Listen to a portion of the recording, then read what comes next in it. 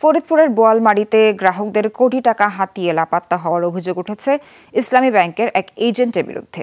প্রতিবাদে অনশন কর্মসূচি পালন করেছেন ভুক্তভোগীরা। সকালে ব্যাংকের মূল ফটকের সামনে কর্মসূচি পালন করেন অর্ধ শতাধিক গ্রাহক।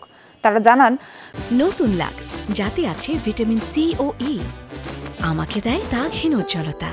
প্রায় ৩ বছর ধরে ভাটতি বাজারে ইসলামী ব্যাংকের এজেন্ট কার্যক্রম পরিচালনা করছিলেন আখতারুজ্জামান হাসু।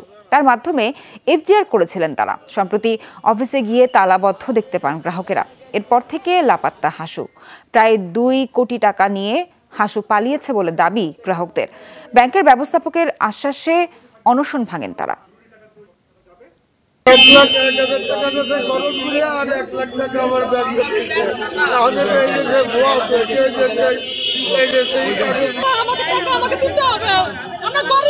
এজেন্টের মালিক যিনি, যার একটা ব্র্যান্ড আছে, বাংলাদেশ ব্যাংকের লাইসেন্স আছে, সে যদি আমাদের নাম করে অবশ্যই আমাদের নতুন প্রতিপক্ষ রয়েছে, আমরা সেখানে অবশ্যই জানাবো এবং তার বিরুদ্ধে আইনগত ব্যবস্থা নেব।